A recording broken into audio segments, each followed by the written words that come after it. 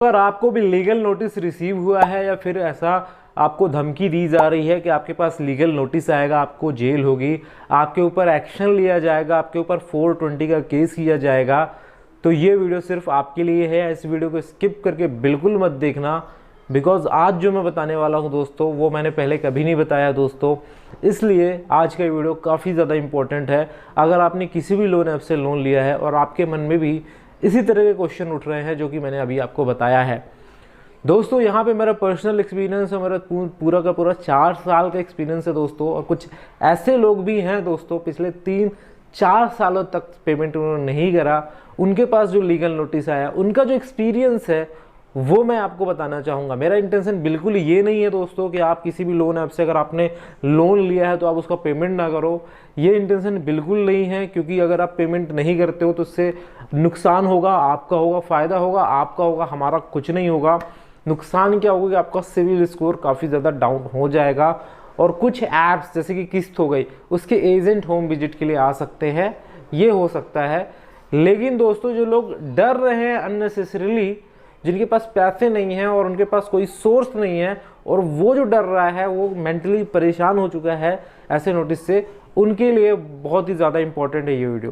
पहली चीज़ तो मैं बता दूं, जो नोटिस आ रहे हैं आपको वो कोई कोर्ट की तरफ से नहीं आ रहे हैं। अगर आपके पास पैसे नहीं हैं और आप अपनी जॉब के लिए सर्च कर रहे हो, अपने काम के लिए देख रहे हो, अपने अर्निंग्स के सोर्स देख रहे हो, तो जो भी नोटिस आ रहा है, व्हाट्सएप में आ रहा है, ऐसे घर पे आ रहा है, उसको साइड में हटाओ, उसको फेंक दो। उसका कोई मतलब नहीं है, उसका कोई मतलब नहीं है। मैं फिर से बता रहा हूँ आपको, जो भी नोटिस आ रहा है, जो कोर्ट की तरफ से ये नोटिस नहीं आ रहे हैं, ये नोटिस आ रहा है लॉयर एडवोकेट की तरफ से।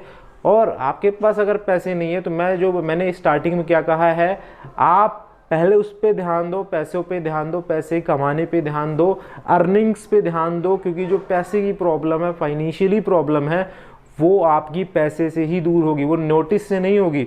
एक नोटिस भेजेगा, 1 महीने बाद दूसरी नोटिस भेजेगा।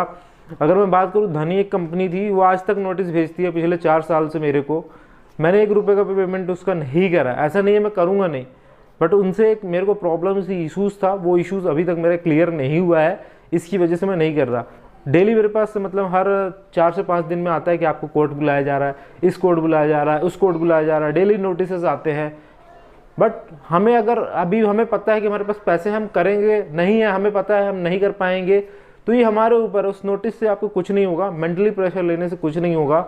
लेकिन हाँ, अगर आपने छोटा लोन लिया है 10-20 हज़ार का, 50 हज़ार का, तो मैं पर्सनली रिकमेंड करूँगा कि आप उसका पेमेंट करें। छोटे लोन के चक्कर में सिविल मत खराब करें।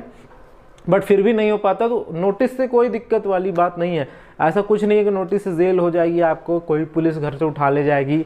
नोटिस से कुछ नहीं होगा। नोटिस से बस आपको इंटीमेशन दिया जाता है पेमेंट के लिए कि भाई आप पेमेंट क्यों नहीं कर रहे हो। और बहुत सारे लोग डर के पेमेंट कर देते हैं, और इससे दोनों को फ़ायदा होता है एक्चुअली में। अगर आप पेमेंट कर देते हो, भले डर के करो चाहे जैसे करो, इससे कंपनी का भी फ़ायदा होता है। कंपनी का ये फ़ायदा होता है कि कंपनी के पास जो पैसा रुका हुआ होता है वो पैसा आता है, जिसके बाद कंपनी जो नए ज़रूरतमंद वाले लोग हैं उनको पैसे देती है।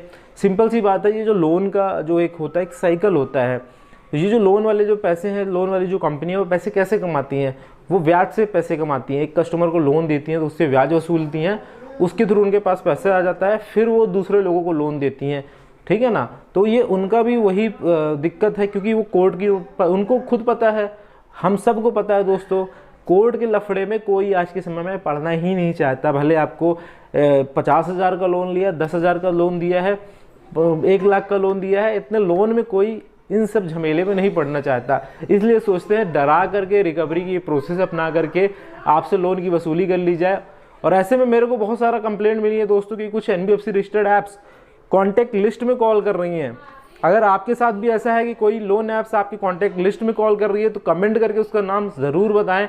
डेफिनेटली हम ऐसे ऐप्स को एक्सपोज करेंगे, ऐसे ऐप्स के खिलाफ वीडियोज़ लेके आएंगे दोस्तों। क्योंकि किसी भी कंपनी का ये राइट नहीं है कि उनकी कॉन्टैक्ट लिस्ट में कॉल करे और हरासमेंट करे। हाँ, ये बात ज़रूर है, 2 रेफरेंस नंबर होते हैं, उसमें कॉल यहाँ पे कर सकते हैं। इसी डर से दोस्तों, RBI के एक्शन के डर से बहुत सारी कंपनी ने अब कॉन्टैक्ट लिस्ट का एक्सेस लेना ही बंद कर दिया है कम्प्लीटली। पहले हर एक कंपनी लिया करती थी, चाहे वो NBFC रजिस्टर्ड हो। फ्रॉड तो लेती है आज भी, कोई भी फ्रॉड कंपनी उठा के देख लोगे, वो आज भी कॉन्टैक्ट लिस्ट का एक्सेस आपसे मांगती है। लेकिन आप जब यहाँ पे कुछ NBFC का लाइसेंस RBI ने कैंसिल करिए, उसके बाद से सारी कंपनी डर चुकी हैं और ये काम भी उन्होंने बंद कर दिया है। लीगल नोटिस उनका दोस्तों राइट है भेजना, पहली चीज़ तो मैं ये क्लियर कर दूंगा।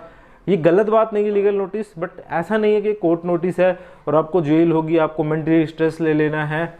बट ये है कि आपको अवेयर रहना है इतना कि हाँ मैंने किसी से पैसे लिए हैं तो मुझे उनका चुकाना भी है। आपको एक नोटिस आ रहा है, 2 नोटिस, आपको रिप्लाई दे देना है। ऐसा नहीं है कि नोटिस को आ गया तो भूल जाओ, आपको 1-2 बार रिप्लाई कर देना। ऐसा नहीं कि 2-3 बार नोटिस आ रहा है आप रिप्लाई ही नहीं कर रहे कभी। आप रिप्लाई करो, आप अपना कारण बताओ। आप जैसे मैंने अब कल एक वीडियो बनाया था, अगर आपने कल का वीडियो नहीं देखा, सबसे पहले आप कल का वीडियो देखें, उसके बाद आपको क्लियरली हो जाएगा कि आपको करना क्या है। मतलब कभी भी अगर आप लोन नहीं चुका पा रहे हो, आपके पास पैसे नहीं है, ऐसे केसेस में यहाँ पे आप क्या कर सकते हो, ठीक है ना। यहाँ पे वीडियो में यहीं क्लोज करने वाला हूँ, बैकग्राउंड नॉइस ज़्यादा आ रहा है। अगले वीडियो में आगे कवर करूँगा सारी चीज़ें।